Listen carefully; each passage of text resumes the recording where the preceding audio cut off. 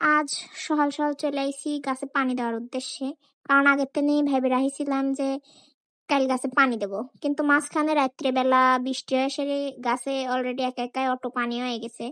কিন্তু ওই যে আমি ভেবে ফেলিছি একবার, আমাকে আর ঠেহাই কিটা, চলে আইছি। আসার পরে দেখেন পুদিনা পাতাগুলি কি সুন্দর হয়ে উঠেছে। এগুলি হচ্ছে পুদিনা খাওয়ার জন্য বাজারেতে আটি দড়ি কিনে আনা হয়েছিল। ডালগুলি যেগুলি শক্ত শক্ত ছিল ওগুলি মনে করেন গাই দেওয়া হয়েছে, হনতেনি পাতা গজা গেছে। আর এটি হলো আমার ঝাউ গাছ, হেনে আর কি স্প্রে মারবো কন, এডি অনেক বড়।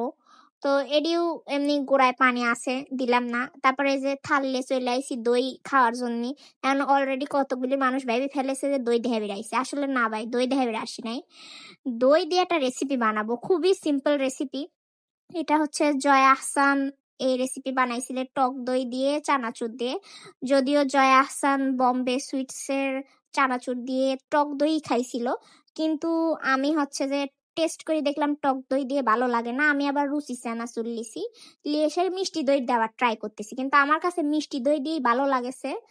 আর আমার কাছে তো বম্বে সুইটসের চানাচুর ছিল না, আমার কাছে রুচিরটা ছিল। আর এই রেসিপির মূল কথা হচ্ছে চানাচুরটা হতে হবে মাখো মাখো মশলাদার, যে সে চানাচুর নিলে হবে না। লাস্টে একটা গাছ বাকি ছিল, ওইটাতে স্প্রে করতেছিলাম, ওইটার ভিডিও দিতে ভুলে গেছিলাম, ওইটাও দিয়ে দিলাম। এটা একটা লেবু গাছ, লেবু আর কুমলা গাছ দুটি আমার মামেলা শখ করে লাগাইছে।